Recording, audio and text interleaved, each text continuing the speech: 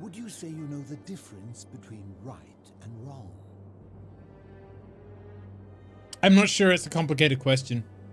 You are an overthinker too. We're the same then. It is probably why I became a philosopher. But if you struggle with right and wrong normally, then down here with the golden rule, surely your struggle can only have become more difficult. Yes, it is. Well, that's reassuring. And the truth is, you're not alone. You see, out there in the world, being uncertain about right and wrong was acceptable, because our mistakes rarely had consequences. So we would tell lies and bend rules and turn a blind eye and rationalize, and yet still find a way to think of ourselves as good people. But under the golden rule, morality matters. The slightest wrongdoing could result in a mass execution. So to navigate this maze, we would have to be certain about the difference between right and wrong. Wouldn't you agree? Yeah. Whose version of right and wrong? The gods, obviously. Yeah, of course. So let me ask you this. Is there one system of morality which is always perfectly correct, which you could follow No. in every situation and always do the right thing? No. No, because as soon as we started the game, I was confused about what was right and wrong. Are you sure? Or is it possible that humans simply haven't figured out the right system yet? There's no such thing as correct morality because it's completely subjective. Yeah. So is it up to each of us to decide what right and wrong mean to us individually? Or must we simply follow the laws and customs of whichever community we're in? We need to decide for ourselves. Yes, exactly, Faber. Yeah, it was like the first time I played the game.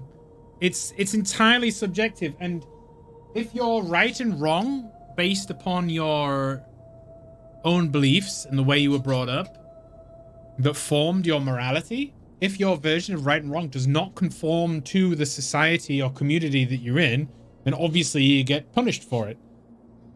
It still means it's a completely subjective, individual distinction.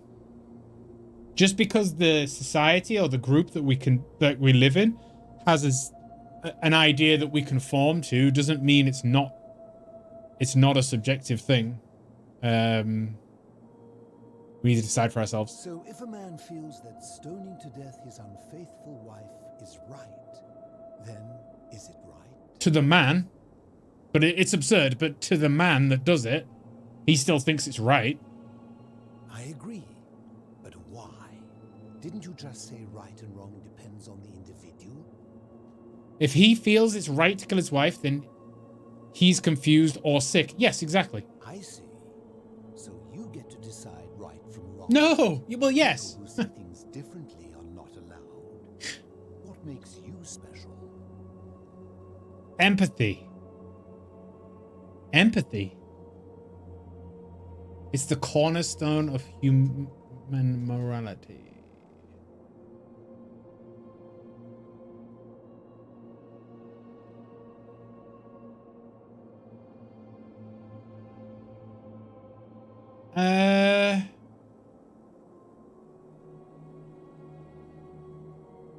No, if I would judge him sick because it doesn't conform to my version of what's right and wrong.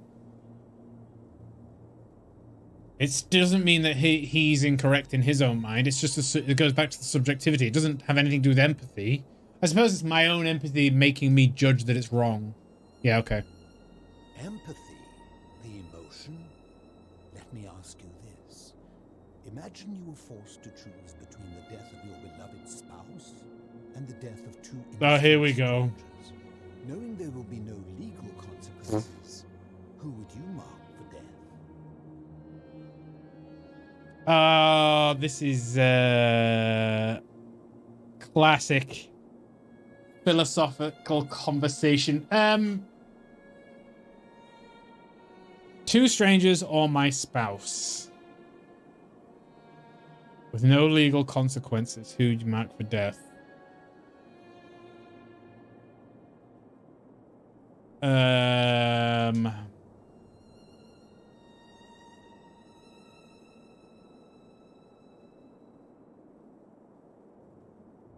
Hmm.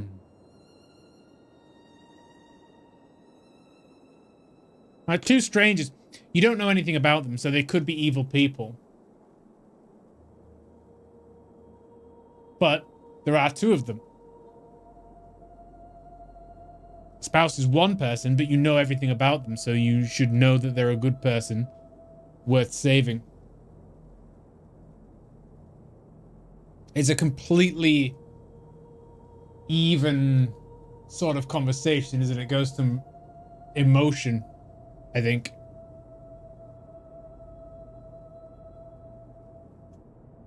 I'll go with spouse. A high-minded ideal, but I'm not sure Wait, no, I meant to go with strangers. Our empathy, like a siren song calling us away from our I forgot it was the other way around. would lure us toward the greater evil. Can such a beguiling thing be a reliable cornerstone for anything, let alone the perfect moral code? I want to change my answer. Yeah. Good. Never discourage anyone who continually makes progress, no matter how slow. Would you say you know the difference between right?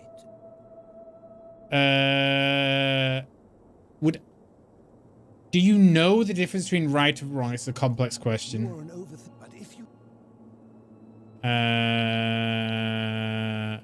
Surely you struggle. Yeah. well, that's reassuring. You see, so but under the good, so to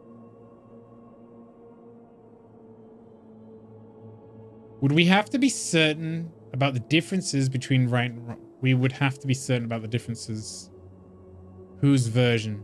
that is an excellent question, and it leads directly to my next line of inquiry. So let me ask you this: is there one system of morality which is always? No. Is there one system of morality that is always perfectly correct, in which you could follow in every situation and always do the right thing? No. Are you sure, or is it? I don't think there's such thing as a correct morality. So is it? We need to decide for ourselves. So if a man It's absurd. He's sick. Empathy. Two strangers. Of course, everyone would. Our empathy, like a siren song calling us away from our... Can such a beguiling thing be... I suppose not. Could such a beguiling thing be a reliable cornerstone for anything, let alone the perfect moral code? My point is this. I don't think anyone alive truly knows any hard and fast rules about right and wrong.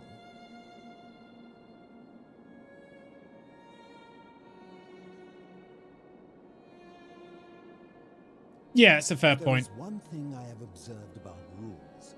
It is that virtuous people do not need them, and evil people will always find a way around them.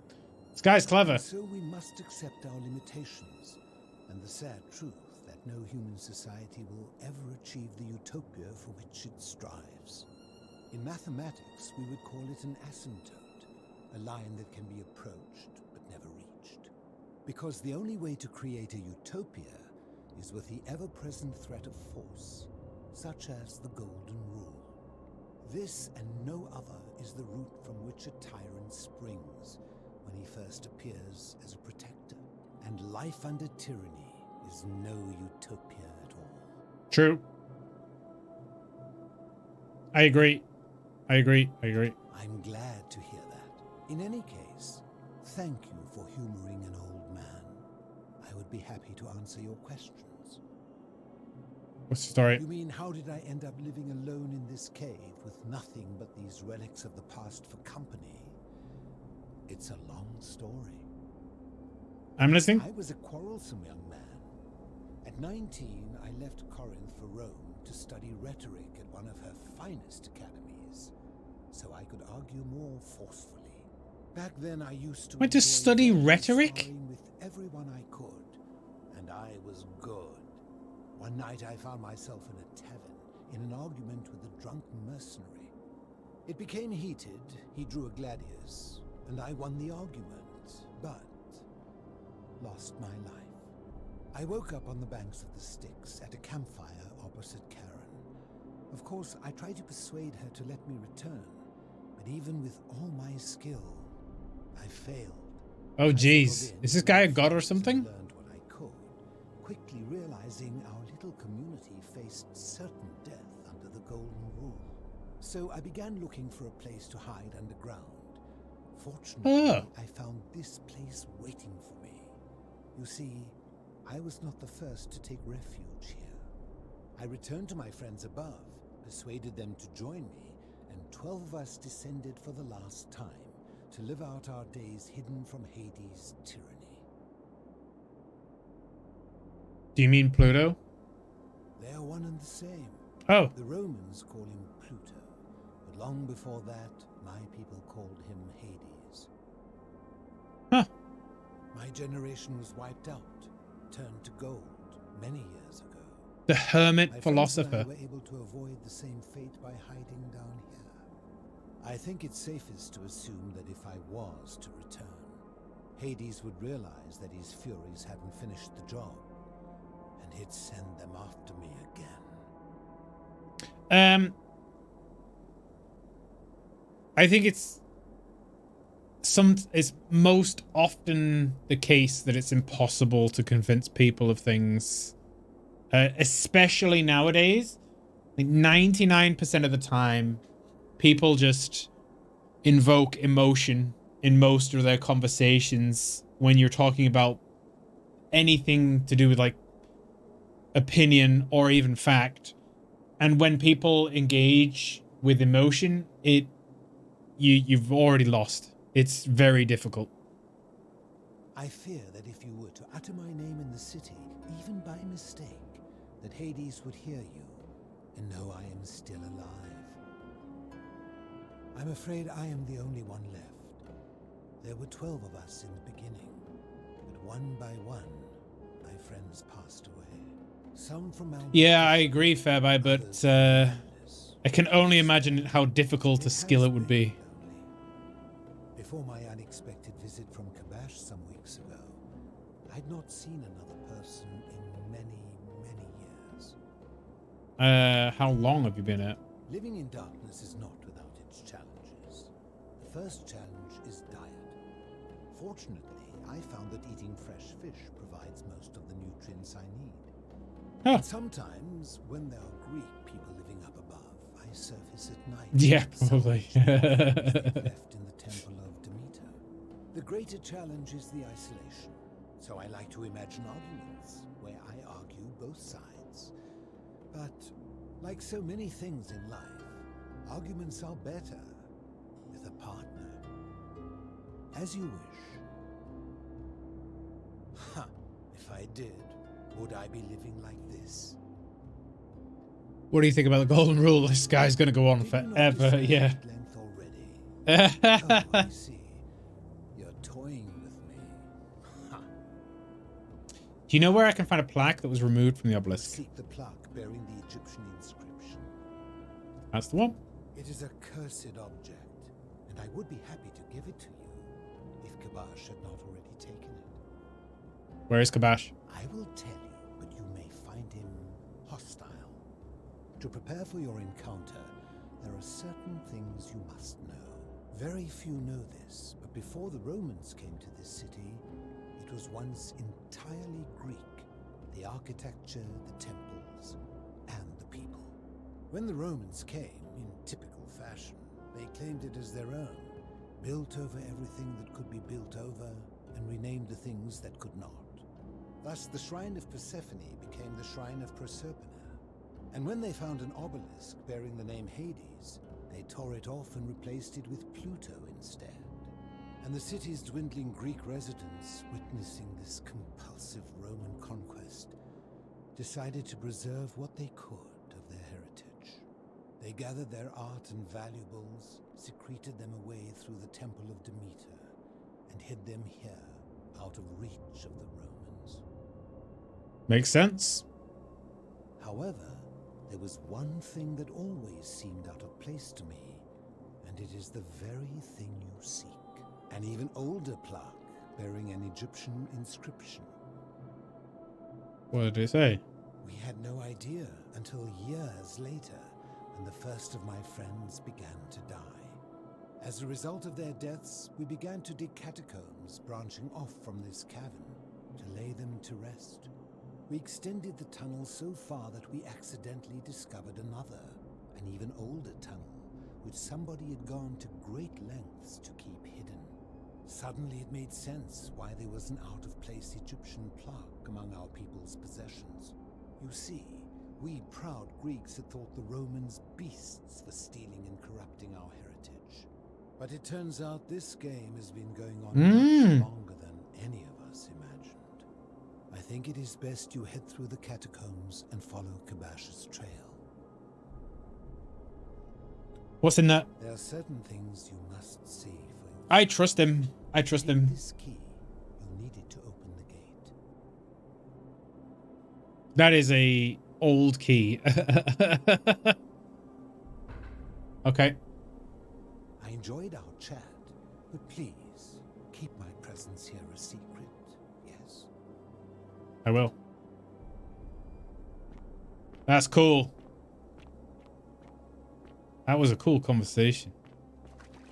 Let me guess, there's a load of old stuff here.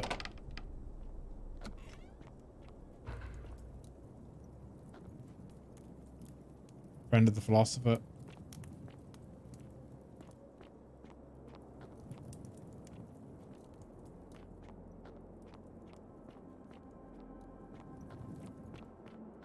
Damn, look how big these catacombs are. Oh, Jesus.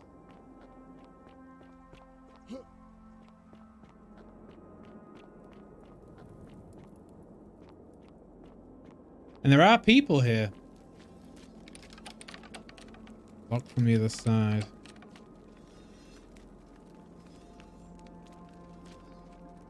Egyptian board game. Senate. The rules are long forgotten.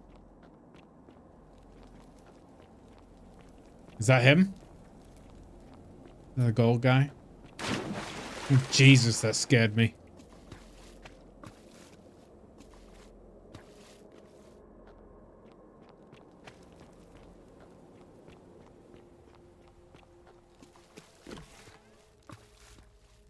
Woo! You need to find the golden dick? And you need the balls for it. Oh, we can shoot this. Here we go.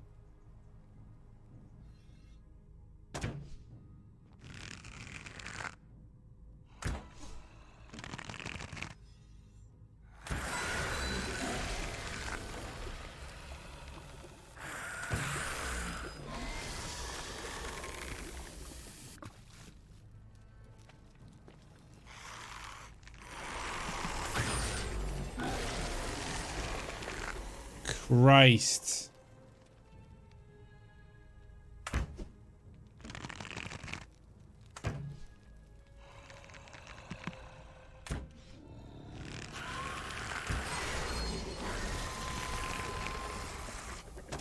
Oh God.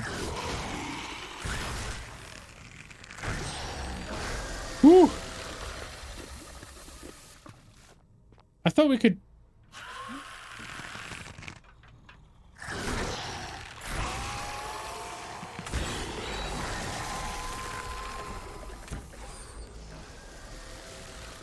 shoot this shit.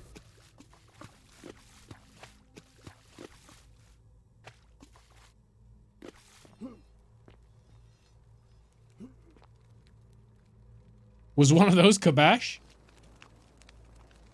Yeah, it was glowing though, like the stuff before, but no biggie.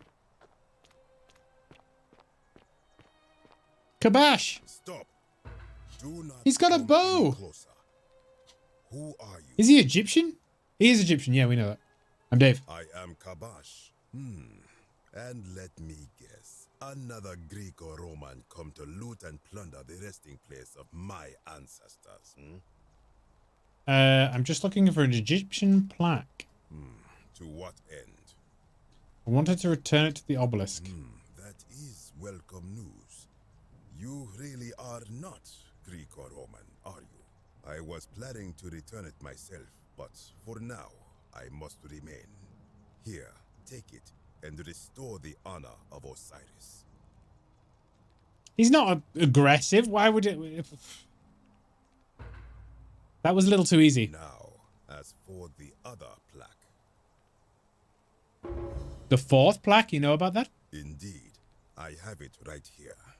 I stumbled across a collection of dusty curiosities while searching for a place to hide from the hungry children of Amit, and there it was. May I have it? You may not. In fact, I am about to destroy it. Why? Because it speaks a treacherous, blasphemous lie. How? I will tell you, but first, do you know what this place is? Oh, the Duat. Archaeologist insight.